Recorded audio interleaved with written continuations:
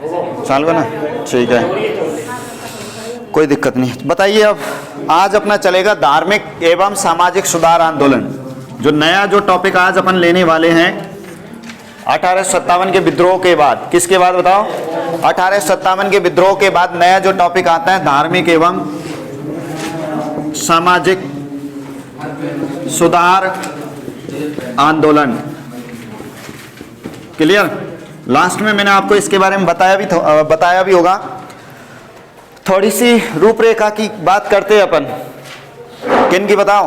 धार्मिक सुधार आंदोलनों की थोड़ी सी रूपरेखा की बात करते हैं।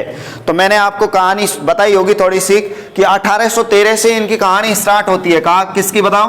धार्मिक सुधार आंदोलनों की। धार्मिक सुधार आंदोलनों की 1813 से कहानी कैसे स्टार्ट हुई थी वो मैंने आपको बताया था कि 1813 में एक एक्ट भारत में आया था जिसे 1813 का चार्टर एक्ट कहा गया था। दोबारा सुन लो, इस 1813 के चार्टर एक्ट के तहत कुछ तो सुधार हुए, कुछ बिगाड़ हुए। सुधार तो वैसे कुछ नहीं हुआ। 1 लाख रुपए प्रतिवर्ष शिक्षा पर खर्च करने की बात बताई थी मैंने, सही है गलत बताओ? उसके बाद मैंने ये भी बताई थी कि इस 1813 में अंग्रेजों का जो धर्म था उसका नाम आता है ईसाई धर्म। कौन सा धर्म बताओ? अर्थात ईसाई धर्मावलंबी अर्थात ईसाई पादरियों को भारत में धर्म प्रचार करने की क्या दी गई थी? छूट दी गई थी।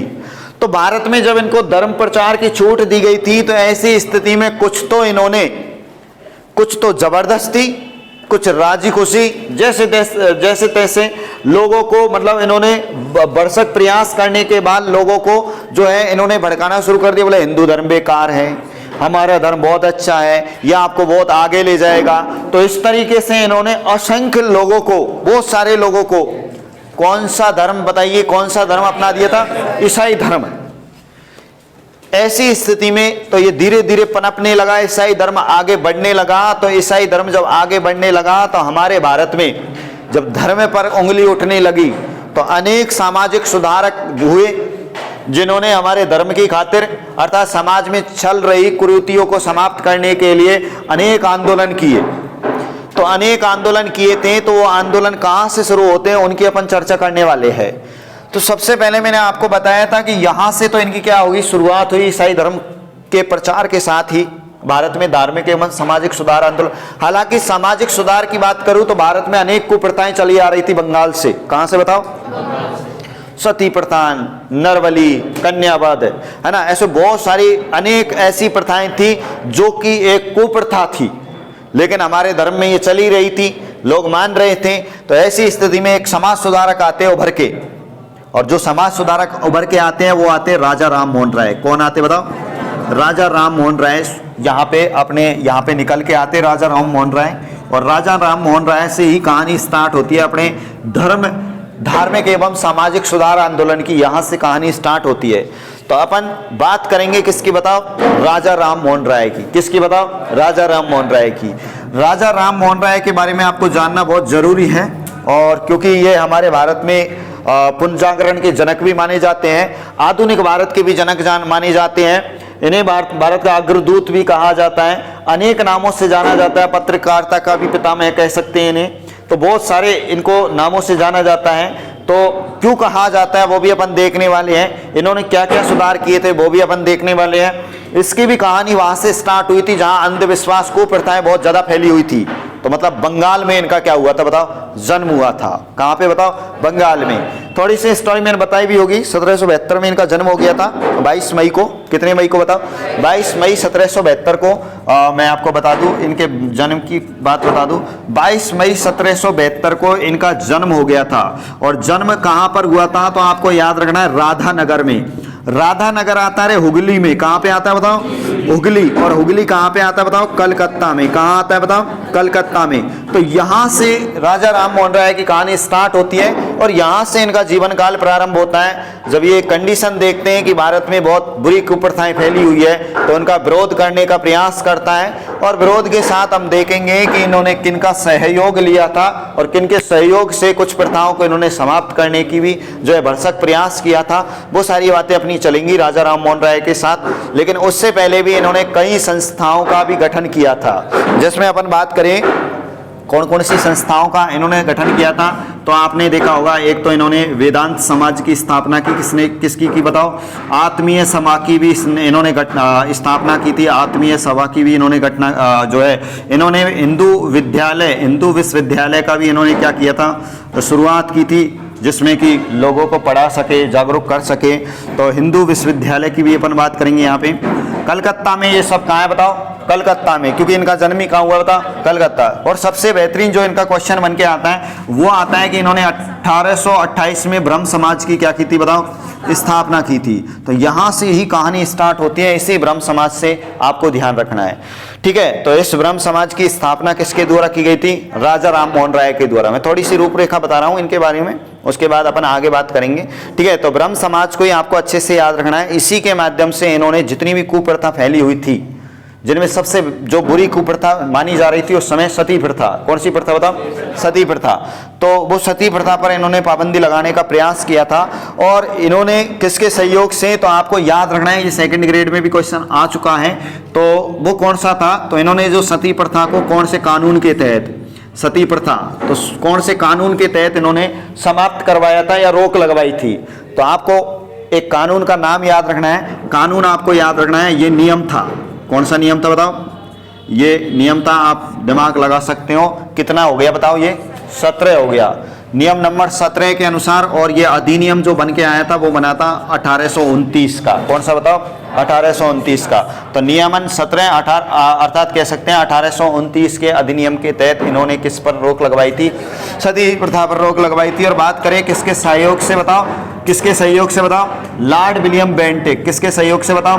Lord William Bentinck. Lord William Bentinck के सहयोग से इन्होंने जो है भारत में इस प्रथा को क्या करवाया था? समाप्त करवाया था। अनेक इन्होंने किताब भी लिखी थी। और टोटल बात यह है कि ये एक भारत में समाज सुधारक तो थे ही, लेकिन फिर भी ये धर्म विरोधी कह सकते हैं। मतलब क्या थे ये? मतलब भारतीय धर्म के खिलाफ थे। क्यों थे? क्योंकि भारतीय धर्म में ऐसा कुछ भी नहीं लिखा हुआ था जैसा वो कर रहे थे। सती प्रथा में पूरे वेदांत पढ़ लिए, लेकिन कहीं उल्लेख ही नहीं। तो बोले ऐसे धर्मों का क्या मतलब जहाँ पे ये इन चीज़ों का उल्लेख नहीं, फिर भी मान रहे हैं। तो इनका क्या किया था? विरोध किया था और समाज सुधार के अनेक काम किए थे। तो ऐसी स्थिति में आपको ध्यान रखना है, राजा राम मोहन राय मूर्ति पूजक नहीं थे। क्या नहीं थे बताओ? मूर्ति पूजा के ये विरोधी थे, ये समझो। क्या थे बताओ? विरोधी। मूर्ति पूजा में कुछ नहीं रखा है, कर्म करो, मेहनत करो, फल पाओगे। तो ये इनका जो लक्ष्य था, टारगेट था, जिसको इन्होंने पाने का प्रयास किया था इस संगठन के माध्यम से, ब्रह्म समाज के माध्यम से। तो यहाँ से इनकी कहानी स्टार्ट होती है। उसके बाद यहाँ से भी इन्होंने सहयोग लिया था। उसके बाद इनके समय जो मुगल शासक आता है, कौन बताओ? मुगल शासक। तो इनके समय जो मुगल शासक था वो कौन था बताओ? अकबर द्वितीय था। कौन था बताओ? अकबर द्वितीय था। अकबर द्वितीय का ये बिल्कुल जो है चाहने वाला था, अर्थात अकबर द्वितीय इसे मानता भी था और ये भी मानता था, क्योंकि आपस में इनकी बढ़िया बनती थी। तो अकबर द्वितीय ने इसे उपाधि दी थी। कौन सी उपाधि दी बताओ? अकबर द्वितीय ने इसे कौन सी उपाधि दी थी बताओ? राजा की उपाधि दी थी। कौन सी उपाधि दी थी? राजा की उपाधि थी, याद रखना है। लेकिन आपको मैं बता दूं, इसी राजा राम मोहन राय की बात करूं तो इसे युगदूत के नाम से भी जाना जाता है। किसके नाम से बताओ? युगदूत के नाम से भी जाना जाता है। और युगदूत की भी इससे दी गई थी, बोलो क्या बताओ? उपाधि। लेकिन ये उपाधि आगे चल के दी थी। ये उपाधि दी तो किसने दी बताओ? क्वेश्चन अच्छा बन गया है। बात राजा राम मोहन राय की चल रही है, बहुत फेमस आदमी ये रहा उस जमाने में। तो आपको याद रखना है, आगे चल के युगदूत की इसको उपाधि दी थी। वो भी किसने बताओ? सुभाष चंद्र बोस ने। किसने बताओ? सुभाष चंद्र बोस ने इसे किसकी उपाधि दी थी बताओ? युगदूत की उपाधि दी थी। संवाद कुमोदी नामक इन्होंने एक पुस्तक भी लिखी थी, जो फेमस इनकी किताब थी। कौन सी किताब बताओ? संवाद कुमोदी। ये लो साहब, संवाद कुमोदी कह सकते हैं। इसी संवाद कुमोदी पुस्तक में, इसी संवाद कुमोदी पुस्तक में सती प्रथा का इन्होंने विस्तृत क्या किया है? वर्णन। तो अगर क्वेश्चन बन भी जाए, आ भी जाए कि बताइए राजा राम मोहन राय की किस पुस्तक में सती प्रथा का विस्तृत वर्णन मिलता है? तो कौन सी पुस्तक बताओ? संवाद कुमोदी। हालांकि और भी कई किताबें लिखी थी इन्होंने, लेकिन सबसे फेमस जो पुस्तक थी इसकी कौन सी थी? कौन सी भाषा में लिखी है बताओ? बंगाली भाषा में। बंगाल से निकला है तो बंगाली भाषा में ही होगी, ठीक है। तो ये भी आपको छोटी सी बात याद रखनी है। अनेक इन्होंने पत्र निकाले थे, ठीक है, उनकी भी अपन चर्चा करेंगे। और दूसरी बात यह है, जब इसको लगा था कि अंग्रेज इसका जो है अत्याचार कर रहे, शोषण कर रहे अकबर द्वितीय का, जब अकबर द्वितीय का शोषण कर रहे थे तो अकबर द्वितीय ने राजा राम मोहन राय को बुलाया और बुलाकर कहा, साहब कैसे भी आपकी अंग्रेजों से साठ काट बढ़िया बनती है, इसलिए आप मेरी पेंशन को बहाल करवाइए। किसको बताओ? पेंशन को आप बहाल करवाइए। तो कह सकते हैं कि अकबर द्वितीय की पेंशन को बहाल करने के लिए, अकबर द्वितीय की पेंशन को बहाल करने के लिए ये चले गए साहब इंग्लैंड। कहाँ चले गए बताओ? इंग्लैंड चले गए। इंग्लैंड में जाके वहाँ से ये इन्होंने बात भी की थी, लेकिन हुआ ये कि साहब इंग्लैंड की एक जगह आती है, इंग्लैंड की एक क्या आती है बताओ? जगह आती है, और जगह का नाम आता है ब्रिस्टल। क्या नाम आता है बताओ? ब्रिस्टल जगह का नाम आता है। यहाँ पर राजा राम मोहन राय की अगर मैं बात करूँ, यहाँ पे इसी ब्रिस्टल में इनकी 27 सितंबर की बात है। कब की बात है बताओ? 27 सितंबर की बात है, और 27 सितंबर 1833 को, ध्यान रखना, 27 सितंबर 1833 को इंग्लैंड के ब्रिस्टल में राजा राम मोहन राय की क्या हो गई थी? मृत्यु हो गई थी। मृत्यु का कारण ऐसे थोड़ी हो गई थी कि भाई खूब राजी खुशी गया, खूब हट्टा कट्टा जमान, फिर भी मृत्यु कैसे हो गई? तो इनको अचानक से तेज ज्वर आ गया था। अचानक से तेज क्या आ गई भाई? बुखार चढ़ के आ गई। तो ऐसी स्थिति में उसका ये ठीक से इलाज नहीं करवा पाया था वहाँ पे, तो अचानक तेज बुखार के कारण या तेज ज्वर के कारण इनकी क्या हो गई थी? यहाँ पे मृत्यु हो गई थी। तो ये कुछ मैंने आपको कुछ रूपरेखा बताई है इनके बारे में, कुछ नॉर्मली मैंने बातें बताई है। इनका बहुत ज़्यादा योगदान रहा था अपने भारत में, सामाजिक क्षेत्र में भी और धार्मिक क्षेत्र में भी। इन्होंने काफ़ी लोगों को जागरूक किया था, आगे बढ़ाने का प्रयास किया था, लेकिन फिर भी भारत में बहुत सारी कमियां रह रही थी। इसलिए उन कमियों को दूर करने के लिए अनेक समाज सुधारक आएंगे, जिसमें आपने देखा होगा स्वामी विवेकानंद का भी नाम सुना होगा, सुना है नहीं सुना है? ईश्वर चंद्र विद्यासागर का भी नाम सुना होगा, है ना? और उसके बाद आपने दयानंद सरस्वती का भी नाम सुना होगा, ठीक है। ऐसे बहुत सारे आत्मा राम पांडुरंग का, महादेव गोविंद रानाडे का, ठीक है, केशव चंद्र सेन का, है ना। ऐसे इस टाइम के ये धर्म सुधारक थे। इनके द्वारा भारत में अनेक धर्म सुधार से संबंधित अनेक आंदोलन चलाए गए थे। उनके माध्यम से लोगों को जो है भारत के धर्म को अपनाने के लिए भी अपील की गई थी, क्योंकि ये जबरदस्ती कौन से धर्म को अपनाने की कोशिश कर रहे थे अंग्रेज? ईसाई धर्म को। तो आपको आगे चल के बताएंगे भी हम कि वेदों से इनको दूर भगाया जा रहा था और वेदों को पढ़ने की भी बात आएगी, लेकिन इन्होंने नहीं कहा ये बात। राजा राम मोहन राय ने कुछ भी नहीं कहा। राजा राम मोहन राय मूर्ति पूजा विरोधक थे। तो ऐसी स्थिति में इनकी केवल एक ही टारगेट था, आप लक्ष्य मत भटको, अर्थात ये जो आपकी प्रथाएं चली आ रही है इनको दूर करो। जो कुप्रथाएं चली आ रही है, नर बलि हुई, ठीक है, कन्यावध हुआ, ठीक है, तो ऐसी स्थिति में इनको क्या किया जाए? खत्म किया जाए और एक स्वच्छ भारत बनाया जाए, अर्थात एक शानदार भारत ऐसा बनाया जाए जिससे कि लोग आगे बढ़ सके इन कुप्रथाओं के समाप्त करने के बाद। तो ऐसी स्थिति में सबसे पहले अपन देखते हैं किसके बारे में बताओ? राजा राम मोहन राय के बारे में मैं आपको डिटेल से लिखा देता हूँ, जिससे कि आपका कोई क्वेश्चन बाहर ना जाए। फिर उसके बाद अपन चलेंगे इसके बारे में भी बात करेंगे, ब्रह्म समाज के बारे में, इसकी मृत्यु के बाद किसने अपनाया था, यहाँ पे कौन नेतृत्व किया था। फिर अपन थोड़ी थोड़ी आगे बात करते चलेंगे। नया टॉपिक है शानदार तरीके से, इसलिए शानदार तरीके से आप लिखने का प्रयास करें, ठीक है। हेडिंग डालना, ये हेडिंग डालना, राजा राम मोहन राय हेडिंग मत डालना। अभी डाल ली क्या? ठीक है, तो लिखना। थोड़ी सी बेसिक जानकारी बता देता हूं मैं। हेडिंग डाल लेना, धार्मिक एवं सामाजिक सुधार आंदोलन। धार्मिक एवं सामाजिक सुधार आंदोलन।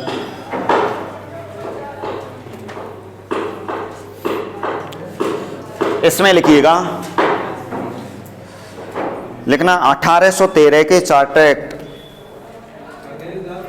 1813। कहाँ रह गया बता? लिख नहीं रहा है तू? क्यों? अच्छा ठीक है, अच्छा कोई बात नहीं। लिखना 1813 के चार्टर एक्ट के तहत, चार्टर एक्ट के तहत ईसाई मिशनरियों को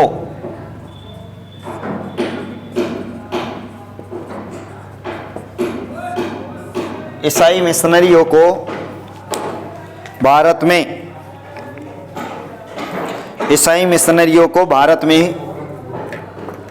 धर्म प्रचार की छूट दी गई। ईसाई मिशनरियों को भारत में धर्म प्रचार की छूट दी गई। ईसाई मिशनरियों को भारत में किसकी छूट दी गई बताओ? धर्म प्रचार की छूट दी गई। आएगी यार, चुप रहेंगे। उसके बाद लिखना अगली लाइन से, तथा हिंदू एवं मुस्लिम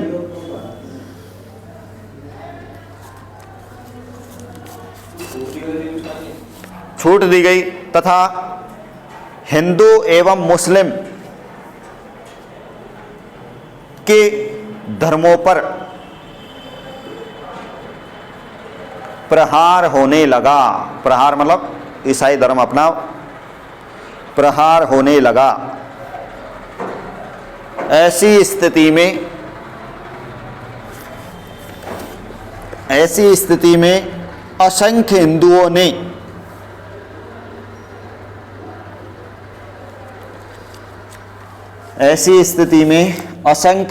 ने ईसाई धर्म अपनाया।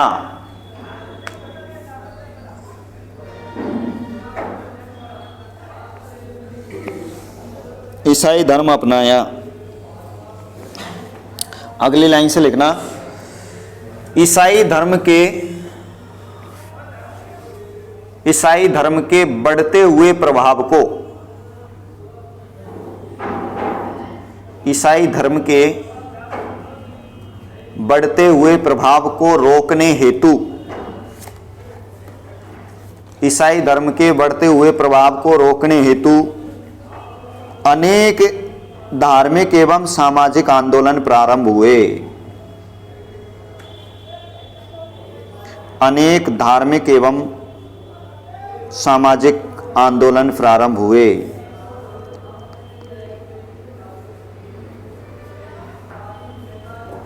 ठीक है, लिख लिया। अब लिखना नंबर 1 पर हेडिंग डाल लेना, राजा राम मोहन राय। राजा राम मोहन राय, ठीक है, राजा राम मोहन राय। राजा राम मोहन राय में लिखना सबसे पहले जन्म लिखना, इनका जन्म कब हुआ, कहां हुआ, वो सारी चीज। जन्म में लिखना 22 मई 1772 को, 22 मई 1772 को राधानगर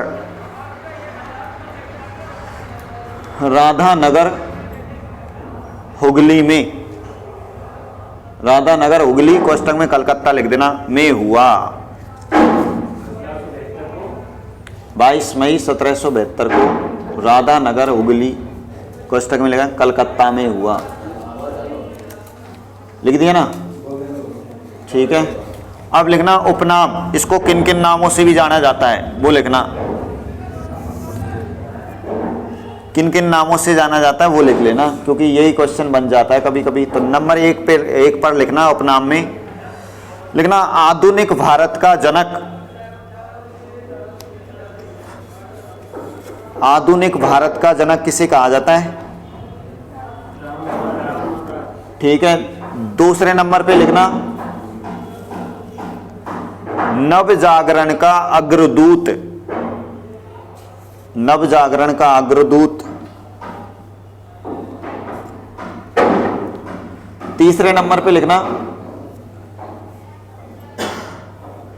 राष्ट्रवाद का, राष्ट्रवाद हाँ राष्ट्रवाद का पैगंबर, राष्ट्रवाद का पैगंबर लिख देना। पैगंबर मोहम्मद साहब पैगंबर है, हाँ। मतलब दूर जा कर इन्होंने जो है बिल्कुल धर्म के खातिर इन्होंने लोगों को जागरूक किया था। उसके बाद लिखना भारतीय धार्मिक सुधार आंदोलन का जनक,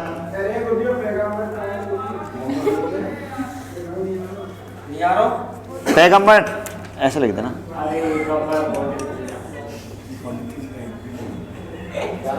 ठीक है।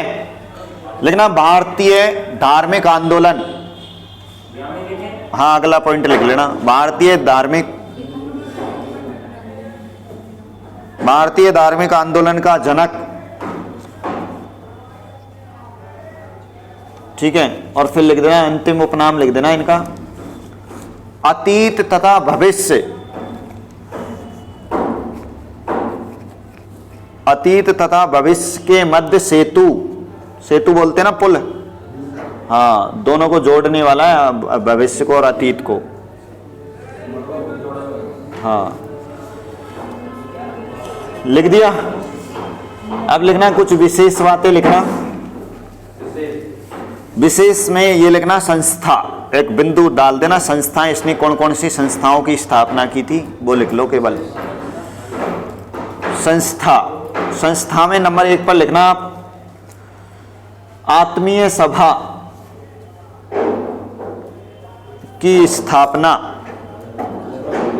आत्मीय सभा बोले करा वो वेदांत समाज के नीचे, आत्मीय सभा की स्थापना 1814 में की, 1814 में कलकत्ता में की, कलकत्ता में सभी है ना। फिर लिखना अगला, लिखना वेदांत समाज की स्थापना, वेदांत कॉलेज लिखना, समाज नहीं, वेदांत कॉलेज की स्थापना कलकत्ता में, कलकत्ता में की भाई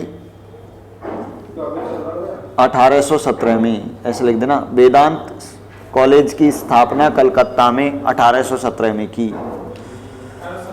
17, ठीक है। उसके बाद लिखना अगला, लिखना हिंदू विश्वविद्यालय, हाँ, हिंदू विश्वविद्यालय की स्थापना 1824 में की, सब कलकत्ता में, जन्म वहीं हुए, वहीं थे, सब अंधविश्वास को प्रथाएं, रूढ़ी बाधिता सब। अब वेरी इंपॉर्टेंट लगा देना और लिखना 1828 में, ये तो लिख देना हिंदू विश्वविद्यालय की स्थापना 1824 में कलकत्ता में की, ठीक है ना। फिर लिख देना अगला, अब मोस्ट लगा देना इस पे, 1828 में ब्रह्म समाज की स्थापना, हाँ, ब्रह्म समाज की स्थापना कलकत्ता में की गई। कहां पर की गई बताओ? कलकत्ता में की गई। 1828 लिख लिया ना, ये थोड़ा सा ध्यान रख लेना। अब इसी ब्रह्म समाज के संदर्भ में अपन थोड़ी सी बात करेंगे, इसमें और लिख लेना, लिखना राजा राम मोहन राय ने ब्रह्म समाज की स्थापना, ब्रह्म समाज की स्थापना चली आ रही कुप्रथाओं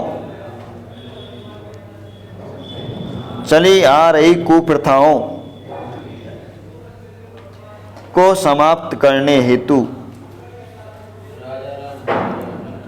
चली आ रही कुप्रथाओं को समाप्त करने हेतु की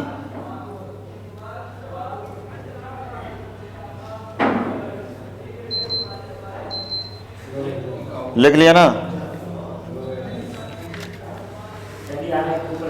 को समाप्त करने हेतु की, ठीक है ना। अब इनके ये भी लिख देना, ये पत्र लिख देना, ऐसे छोटी सी हेडिंग डाल देना, पत्र में लिखना भाई, नंबर 1 पर लिखना, वेरी इंपोर्टेंट लगा के इसमें संवाद कुमुदी, पत्र में लिख देना संवाद कुमुदी। और संवाद कुमुदी में एक लाइन लिखना, कुमुदी, मोदी है, मोदी नहीं है, कुमुदी, लिखना। इसमें एक लाइन लिखना, यह पत्र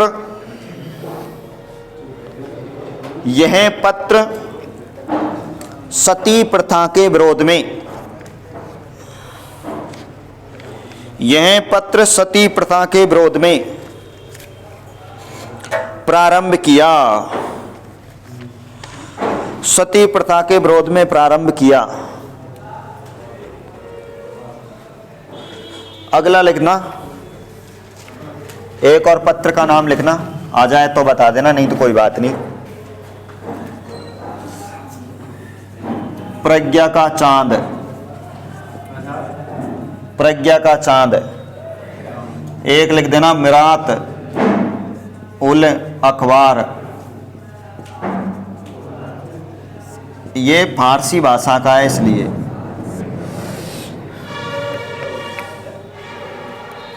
मिरात उल अखबार है, कुछ नहीं लिखना है इनमें, तो केवल नाम नाम लिखने हैं।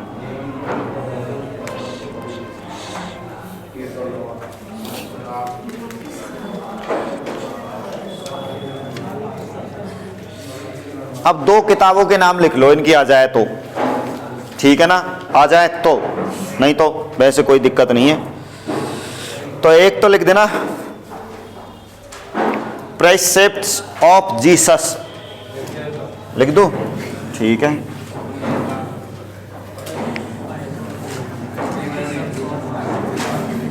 प्रेसेप्ट्स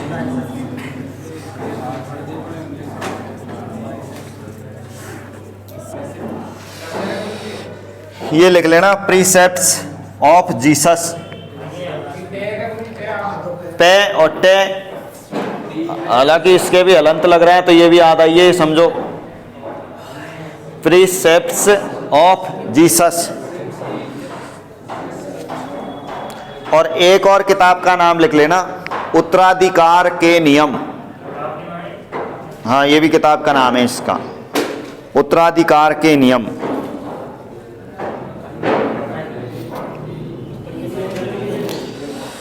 अब कुछ लैंग्वेज बता रहा हूं जो मैं आपको बोल चुका हूं, ठीक है ना। ये थोड़ी सी ये बातें थी, इनके बारे में याद रख लेना, इनके पत्रों के बारे में और इनकी दो किताबों के बारे में। अब सुन लीजिए, ये राजा राम मोहन राय पहला भारतीय था जो भारत से बाहर कहां पर गया बताओ? इंग्लैंड में गया था। कहां पर गया? इंग्लैंड में। वो गया किसी कारण, लेकिन जाने वाला पहला कह सकते हैं अपन।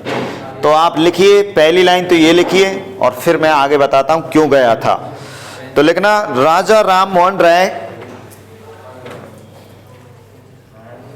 प्रथम भारतीय थे। राजा राम मोहन राय प्रथम भारतीय थे जो समुद्र पार करके, राजा राम मोहन राय प्रथम भारतीय थे जो समुद्र पार करके कहां गए बोलो? इंग्लैंड गए। जो समुद्र पार करके इंग्लैंड गए। फिर लिखना अगली लाइन से क्यों गए, तो लिखना ये अकबर द्वितीय, मुगल शासक अकबर द्वितीय, ऐसे लिखना, ये मुगल शासक अकबर द्वितीय की पेंशन बहाली के लिए, पेंशन मतलब बहाल करवाने के लिए, पेंशन बहाली के लिए इंग्लैंड गए। जहां इंग्लैंड गए है पेंशन बहाली, वहां क्या कह रहे हो? हाँ, बहाली ऐसे लिखते ना। पेंशन बहाली के लिए कहां पहुंच गए? इंग्लैंड गए। जहां ही बोला है ना मैंने, जहां इन्होंने ब्रिटिश सरकार के सम्मुख, जहां इन्होंने ब्रिटिश सरकार के सम्मुख अपनी मांग रखी, ब्रिटिश सरकार के सम्मुख अपनी मांग रखी।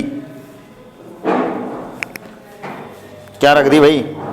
मांग रख दी, मान ली। लेकिन क्या हो गया वो देखिए, लिखिए अगली लाइन से। लिखना 27 सितंबर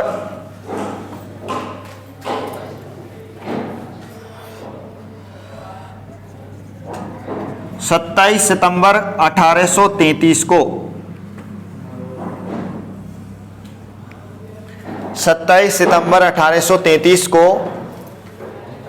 इंग्लैंड के विस्ट्रल या विस्टल, ठीक है ना, इंग्लैंड के विस्टल नामक स्थान पर तेज बुखार के कारण इनकी मृत्यु हो गई। तेज बुखार के कारण इनकी क्या हो गई भाई? मृत्यु हो गई। अर्थात यहीं इनकी कब्र बनी हुई है। अर्थात यहीं इनकी क्या बनी हुई है? कब्र बनी हुई है। अरे ये ईसाई धर्म के अनुसार कब्र ही बनवाते हैं यार। तो मुझे ये बताओ, क्वेश्चन है आपके लिए, जो भी कमेंट्स करेगा उसको एक चॉकलेट मिलेगी, ठीक है, शाम को मिलेगी वो। हाँ, रसगुल्ला मिल जाएगा। रसगुल्ला क्यों, खीरमोहन मिलेगी, गंगापुर की खीरमोहन फेमस है इसलिए। तो जल्दी बता मुझे कि जहाँ पे राजा राम मोहन राय की कब्र बनी हुई है, मतलब समाधि है, वहीं पर एक और हिंदू की भी कब्र बनी हुई है। और वो एक और हिंदू व्यक्ति कौन है जिसकी इसी के बगल में क्या बनी हुई है बताओ? कब्र बनी हुई है। तो ये शाम को बताना आप, ठीक है। लिखो आगे। नहीं मैं बता दूं, कल बता दूंगा। अरे जब मैंने बोल दिया है, जो पढ़ने वाला होगा वो अपने आप बताएगा। लिखना, अगली लाइन से लिखना, नोट डाल के लिख रहे हैं। अकबर द्वितीय ने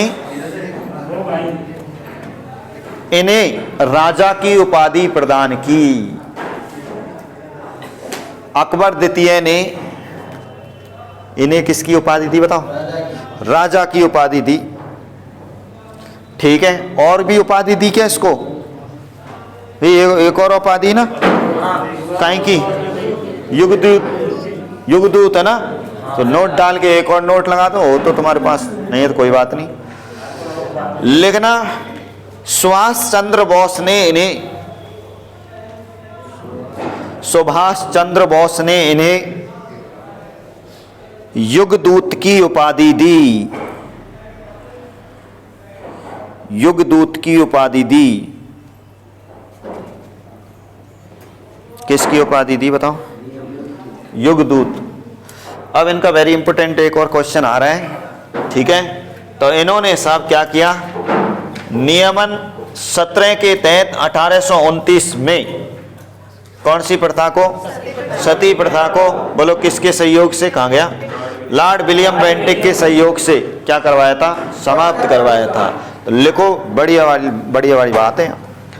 लिखना, नोट लगा ले वाली से। लिखना, इन्होंने इन्होंने 1829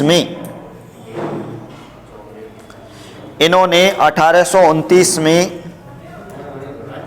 लॉर्ड विलियम बेंटिक, इन्होंने 1829 में लॉर्ड विलियम बेंटिक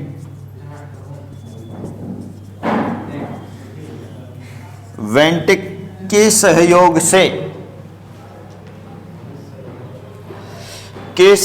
से नियमन, ये जरूर लिखना, नियमन 17 के तहत, ऐसे ही लिखना है पुस्तक में, के तहत सहयोग से नियमन ये लिख देना ऐसे, आजा। नियमन 17 के तहत सती प्रथा को समाप्त करने का कानून बनवाया। सती प्रथा को समाप्त करने का कानून बनवाया।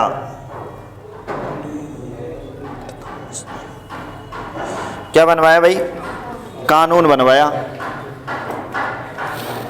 बनवा दिया ना। अब देखो यहां तो बात हो गई इनकी खत्म।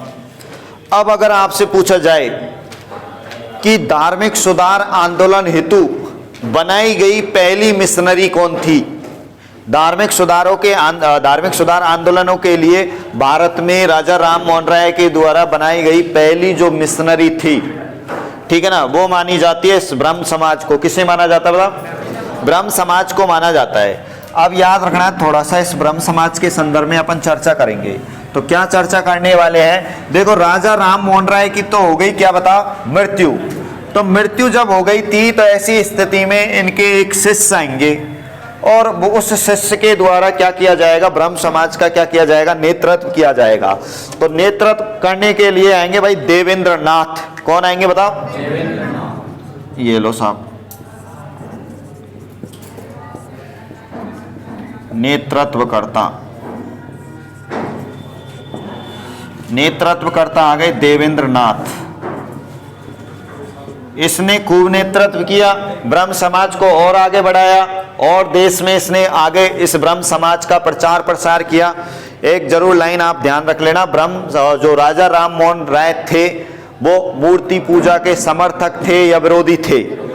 तो कभी कभी इनके बारे में अगर लैंग्वेज पूछ ले तो ये मूर्ति पूजा के क्या थे बताओ, विरोधी थे। वो लिखवा दूंगा मैं भी।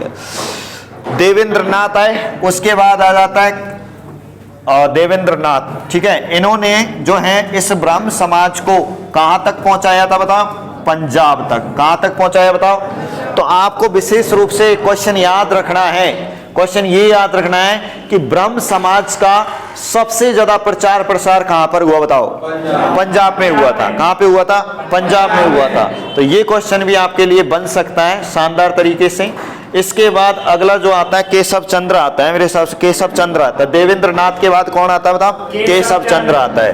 तो केशव चंद्र की बात अब अगर कर लेते हैं यहाँ पे, केशव चंद्र, तो केशव चंद्र ने भी इस ब्रह्म समाज को आगे बढ़ाया था। इनके नेतृत्व में ब्रह्म समाज खूब आगे बढ़ा और इन्होंने भी जितनी भी कुप्रथाएं चली आ रही थी उनको भी समाप्त करने का प्रयास किया था। लेकिन मैं जो क्वेश्चन निकालना चाह रहा हूं वो ये है कि ब्रह्म समाज में पहली बार फूट कब पड़ी? समझ में आया? कब रे बताओ? 1857। मेरा कहने का मतलब ये है कि ब्रह्म समाज में पहली बार विभाजन कब हुआ था? ऐसा क्वेश्चन अगर बन जाए तो आप क्या बताने वाले, वो मैं आपसे पूछना चाह रहा हूं। गलत है ये तो।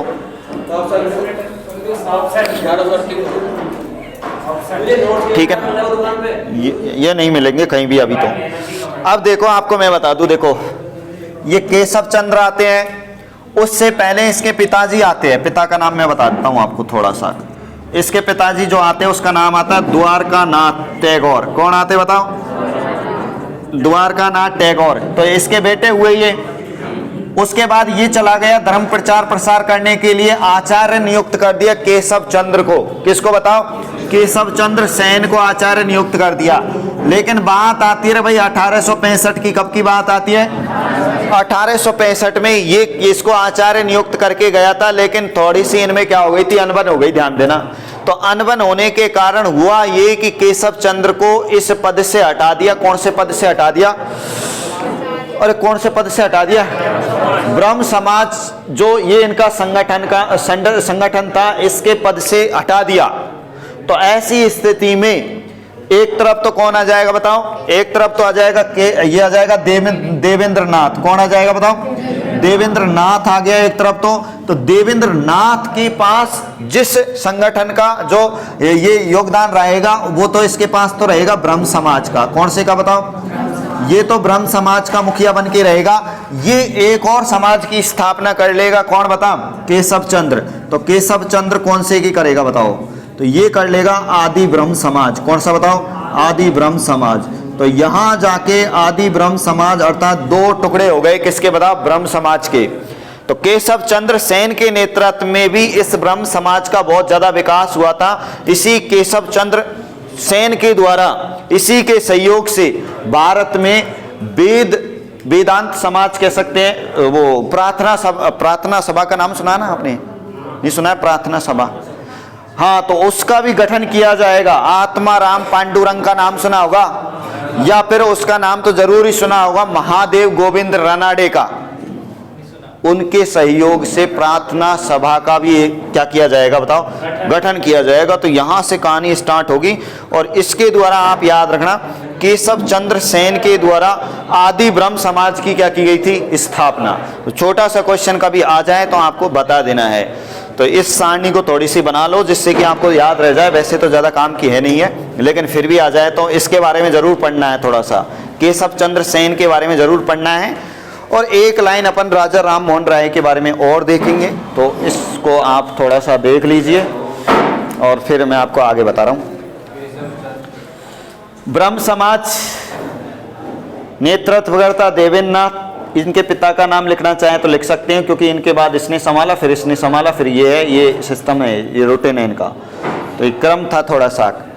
तो क्योंकि ये ब्रह्म समाज थोड़ा सा मोस्ट है, फेमस है, इसलिए तो आपको जरूर इनके बारे में ध्यान रखना है।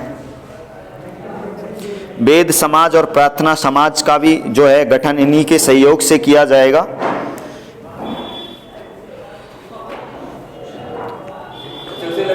हाँ, ऐसे कैसे ही लिख ले, अभी तो और बता रहा हूं मैं।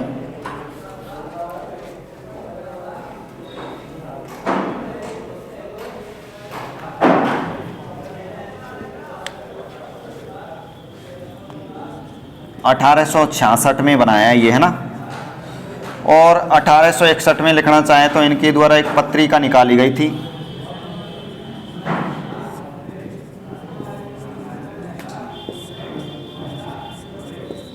Indian mirror. याद रह जाए, ठीक है, नहीं कोई बड़ी बात नहीं है।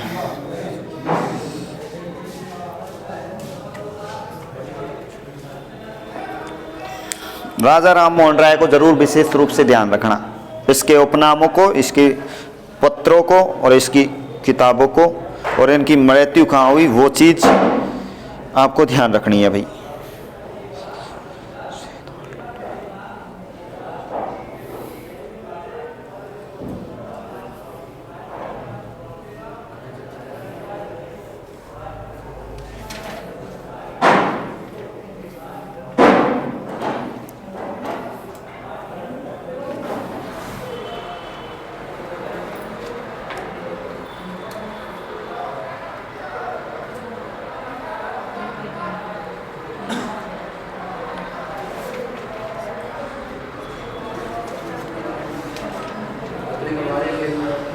लिख लिया क्या?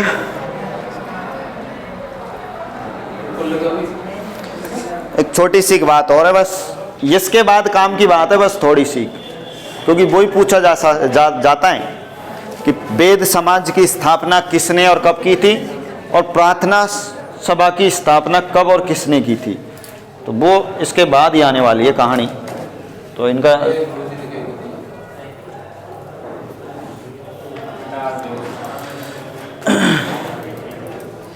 छाप लिया क्या? ठीक है। अब देखो,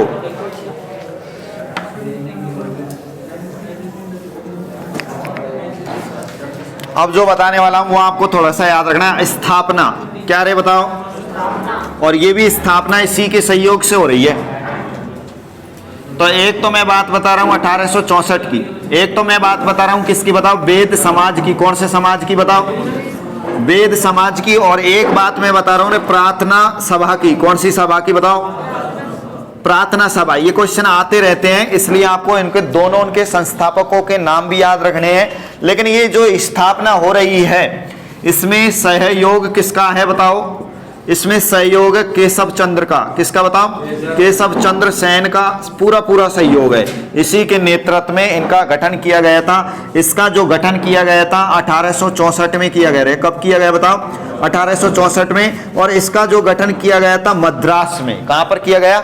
मद्रास में इसका गठन किया गया था 1864 में। मैं बात कहूं मद्रास को आप क्या भी कह सकते हैं बताओ? चेन्नई कह सकते हैं। और यहां पर जिसने गठन किया था उसका नाम आता है श्री धारालू नायडू। नाम ऐसा ही है भाई, आपको थोड़ा सा ध्यान रखना है। श्री धारालू नायडू।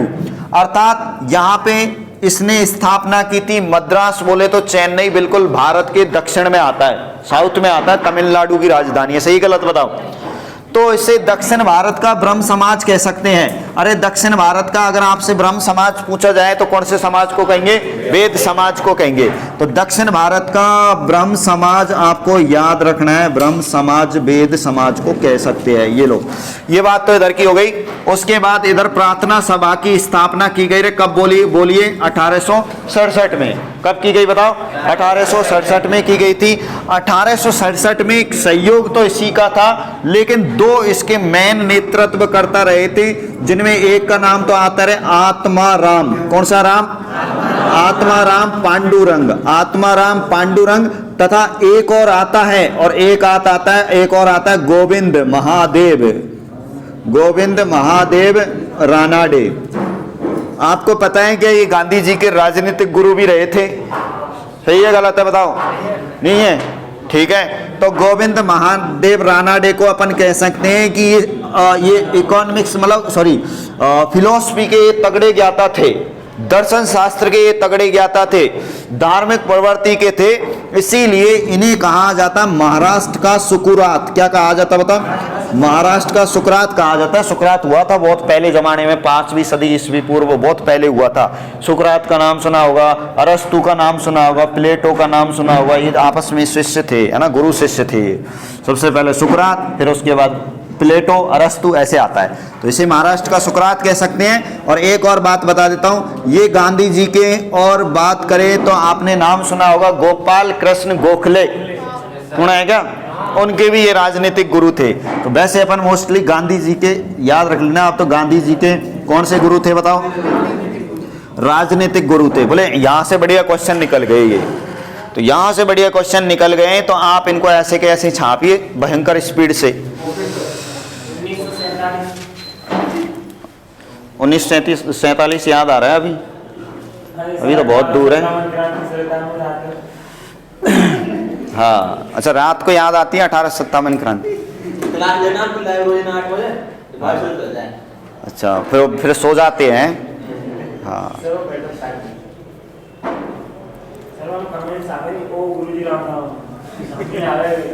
अच्छा, किस नाम से आती है? अच्छा,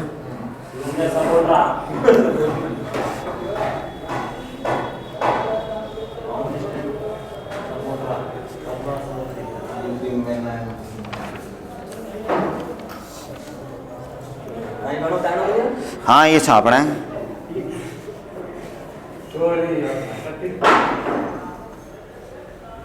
सर आपको लगे लग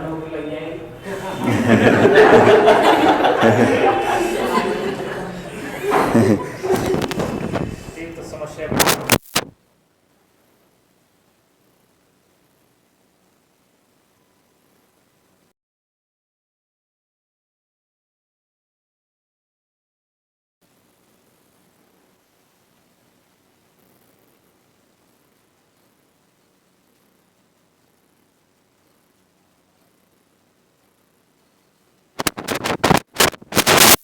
इसकी स्थापना आप याद रखना महाराष्ट्र में। कहाँ पे बताओ? महाराष्ट्र बोले तो बम्बई। ओरिजिनलिटी ये है कि ये इसकी स्थापना की गई थी कहाँ पे बताओ? बम्बई में विशेष रूप से।